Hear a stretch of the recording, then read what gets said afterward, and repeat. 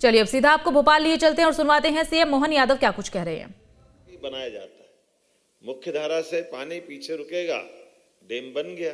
लेकिन ये वो टेक्नोलॉजी है जो एक चट्टान को चारों तरफ से, जो ऑलरेडी पुरानी प्राकृतिक चट्टान से पानी को स्टोर कर लिया है, उसकी कोई मुख्य धारा नहीं रोकी। और उसका लेवल मेंटेन करने के लिए पानी जब ज्यादा आ जाएगा तो वीआईपी रोड पे कभी पानी नहीं पहुंच रहा है, क्योंकि कोलार की तरफ बहुत निस्तारीकरण की छोटी सी रचना है और उससे पानी का मेंटेन करते, ज्यादा पानी हो गया तो पानी निकाल दिया, अदरवाइज वो पानी भरा हुआ है, उससे आगे पीछे कुछ नहीं।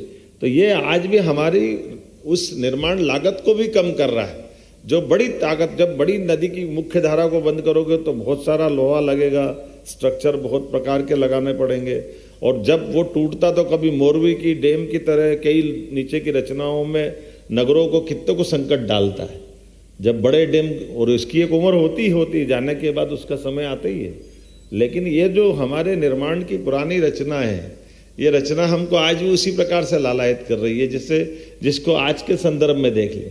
अभी अपने सामने देखते देखते कुछ वैसे आप लोगों ने भी अच्छा प्रयोग किया है कि जंगल के जानवर भी बचना चाहिए, सड़क भी निकलना चाहिए। तो अब ये प्रयोग हो गया कि नहीं, ऊपर से पुल बना दो, नीचे से जानवर आने जाने का रास्ता रख दो। ये भी अभी अब नया सिस्टम चालू हो गया। हमारे टाइगर भी सुरक्षित, जंगल भी सुरक्षित, आवागमन का निर्बाध मार्ग भी चालू हो गया।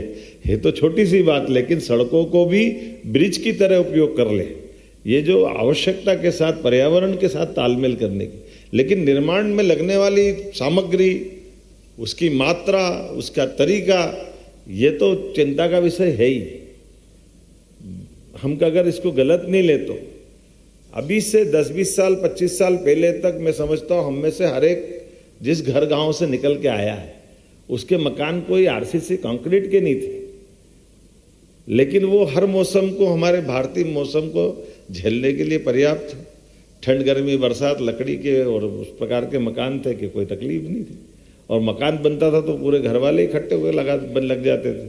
आज छोटे से छोटे गरीब आदमी का भी मकान बनाएंगे तो ये जो सीमेंट कंक्रीट के माध्यम से जो मकान बन रहा है, और कई बार मैं तो आपका भी देखना, मेरे गांव के अंदर तो आप भी इस बात को महसूस करते हैं कि हमारे यहाँ शहरी क्षेत्र में तो प्लाट काटते हैं, टीएनसी से कराया, नगर निगम या स्थानीय निकाय जो भी हो गए उससे सिलसिले के लगाते हैं, तो प्लाट साइज तो मालूम रहती है।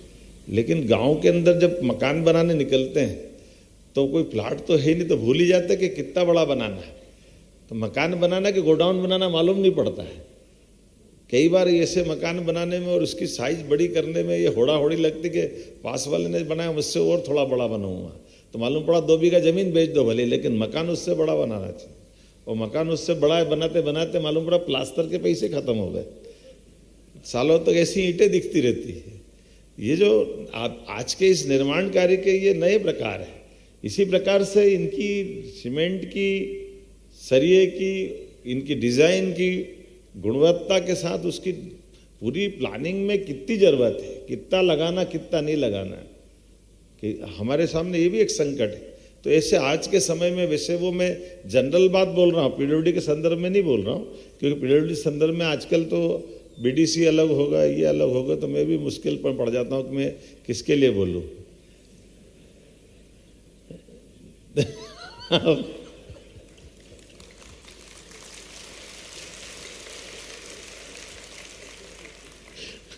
सरकार की मर्यादा भी होती है और मुख्यमंत्री की ज्यादा ही होती है,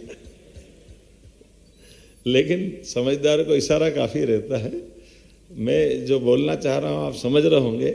ऐसे में हमने ये पवित्र भाव के साथ पर्यावरण और समन्वय निर्माण, लोक निर्माण विभाग के माध्यम से मैं मंत्री जी को बधाई देता हूं, पूरे विभाग को बधाई देता हूं। वाकई आपका बहुत सुंदर एक तरह से मन का संकल्प हुआ, और इस दृष्टि से हमारा ये बड़ा निर्णय है। पूरे देश की कई सारी राज्य सरकारें, कई सारे निर्माण के पीडब्ल्यूडी डिपार्टमेंट अपना अपना काम कर रहे होंगे, लेकिन इस प्रकार के संकल्प से चलने से हमारी मन की शुचिता भी दिखाई देती है, हमारी ध्येय निष्ठा भी दिखाई देती है, और हमारे अंदर के अंतर्मन की इस भावना भी दिखाई देती है कि सरकार का पैसा तो है, लेकिन सरकार के पैसे के साथ साथ हमारे अंदर आत्मा बैठी है जो इस अच्छे बुरे का फैसला करती है, और आत्मा को परमात्मा से जवाब देना है कि वो परमात्मा के घर जब जाएंगे तो हमने किया क्या है, इसके जवाबदार हम ही हैं। मैं समझता हूँ इस भाव को भी हमको अंदर से महसूस करने की ज़रूरत कि हमारे द्वारा किया गया कोई भी काम हमको भी तो अच्छा लगना चाहिए। जिसने दिया लिया वो बात की बात है, हम भी उसके लिए बराबरी के जवाबदार हैं। ऐसे में सरकार का बेहतर से बेहतर वो निर्माण की दृष्टि से, लागत की दृष्टि से, उपयोगिता की दृष्टि से और पर्यावरण की दृष्टि से सभी प्रकार से श्रेष्ठ हो जाए। और बिटुमिन की आपने बात कही, वो सही बात है कि वो हमारा मूल रूप से तो पेट्रोलियम का वो रॉ मटेरियल ही है जो वेस्ट की तरह था, काम में आता था। मैं अपने उज्जैन की दृष्टि से देखता हूँ कि नदी के किनारे और खासकर जहाँ काली मिट्टी होती है, हमें से कई यहाँ इंजीनियर भी बैठे होंगे, हमारी सड़क डामर की बनती और बनते बनते वो एक पे एक लगाते किधर लगाते जाते 2-3-4 महीने बाद वो मिट्टी के अंदर की ताकत ही नहीं उसको झेलेगी, या बारिश के मौसम में कैसे चलेगी। तो यही चुनौती रहती थी कि वो चलेगी कितने दिन तक। 2-3 सड़कें तो ऐसी सिंहस्थ से 2 सिंहस्थ तक वो हमेशा बनती टूटती रहती थी। लेकिन थोड़ी समझदारी हुई कि हमने सीमेंट कंक्रीट से बना दी प्रॉपर, तो 2 सिंहस्थों को कुछ नहीं बिगड़ा। पैसा तो लगा, लेकिन वहाँ होना क्या चाहिए, कैसे काम करना चाहिए, केवल थोड़ा सा।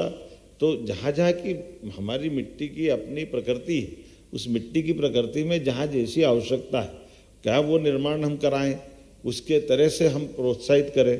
अब ये अलग बात है, वो एस्टिमेट थोड़ा सा फर्क पड़ता है, लेकिन मत बनाओ लंबा चौड़ा, छोटा बना दे, उसमें क्या फ़र्क पड़ता है। लेकिन अपना रुपया ₹1.25 में तो चलना चाहिए, उसमें क्या फ़र्क पड़ता है। कई बार हमारी जो निर्माण की कई प्रकार से बोलने के लिए तो बहुत सारी बातें, लेकिन चूँकि मैं तो आज आपको सुनने भी आया था, लेकिन संयोग से मैंने माननीय गोपाल जी साहब से अनुमति ले लिए। आज हमारे पंडित दीनदयाल उपाध्याय जी ने एकात्म मानव दर्शन के विषय के 60 वर्ष पूरे हो रहे, जब उनने पहली बार ग्वालियर में विचार रखा था, और उस विचार के माध्यम से हमारी ये जो अपनी मूल भावना, ये भी एकात्म मानव दर्शन की है। आज भी जो हम बात कर रहे हैं, इसको इसी प्रकार से भी समझ सकते हैं जैसे हम अपने ये जो पिंड है, इसको पिंड को भी यत पिंडे तत् ब्रह्मांड कहा गया है। जो हमारा पिंड है वही ब्रह्मांड है, और ब्रह्मांड और पिंड में हमारी कई सारी समानता हैं, और उन समानताओं के आधार पर हमारी संवेदनशीलता भी, समन्वयवादी भाव भी, और हमारी इस शरीर की उपयोगिता, और इस शरीर की उपयोगिता, शरीर की समय की सीमा भी ना कोई बढ़ा सकता है ना घटा सकता है। हर एक के शरीर के एक एक सांस के साथ महाकाल आपकी आत्मा में विद्यमान है, जो अपने हर जीवन की आने जाने वाली सांस से आपको जीवन देता जा रहा है। आपकी एक दिन की जिंदगी में 1 लाख कोशिकाएं मरती है, तब आपका एक दिन का जीवन होता है। ऐसी कई सारी बातों के साथ मैं मान के चलता हूँ। आज जब अपनी इतनी अच्छी बातों को आपने मौका दिया, इस कार्यशाला के लिए आपने हमारे टीपी सिंह जी को खास तौर पे आमंत्रित किया। बहुत अच्छे समाज सेवी पर्यावरण गोपाल आर्य जी यहाँ बैठे हैं। अब हमारी मुश्किल तो ये भी रहती है कि राजनेता ज़्यादा बोले तो बड़ी मुश्किल में पड़ जाता है कि इनको ही ज्ञान हो गया, क्या बाकी क्या करने वाले हैं। तो मैं धृष्टता न करते हुए अपनी बात को यहीं समेटता हूँ। सरकार के मुखिया होने के नाते से हमारे विभागों की ये दृष्टि आना चाहिए, जिसको सरल भाषा में हम ये कहें लीक से हटकर सोचने का तरीका, जिसके आधार पर हम अपनी उपयोगिता, हमारी भूमिका सरकार के साथ, प्रकृति के साथ में तालमेल करें।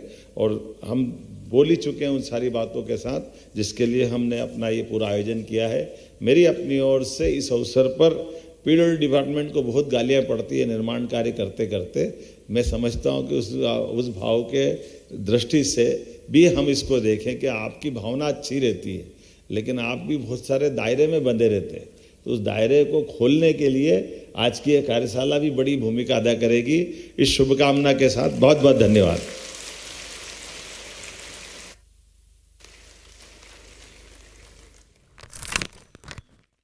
बहुत धन्यवाद माननीय मुख्यमंत्री जी। जैसा उनका मन भाव है वैसा ही उनका उद्गार होता है, और इस अवसर विशेष पर जिस तरह से उन्होंने हमारा मार्गदर्शन किया, निश्चित रूप से हमारे इस प्रकल्प को लेकर उनका होना उनका विचार बहुत ही महत्वपूर्ण भूमिका बनाता है।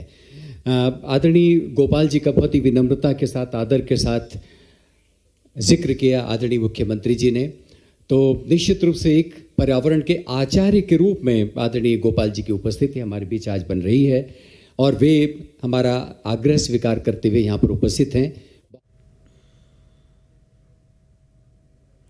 तो ये सीधी तस्वीरें आप देख रहे हैं राजधानी भोपाल से, जहां पर रविंद्र भवन में प्रशिक्षण कार्यशाला का शुभारंभ मुख्यमंत्री डॉक्टर मोहन यादव की तरफ से किया गया।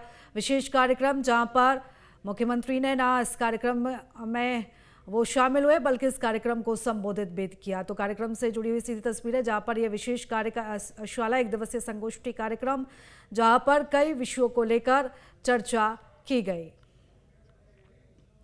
तो 1 दिवसीय संगोष्ठी सह प्रशिक्षण कार्यशाला सीएम मोहन ने यहां पर कार्यशाला का शुभारंभ किया है और ये कार्यशाला जहां पर मुख्यमंत्री डॉक्टर मोहन यादव ने कार्यशाला को, इस कार्यक्रम को संबोधित करते हुए कहा कि प्रदेश के विकास में हम कोई कसर नहीं छोड़ेंगे।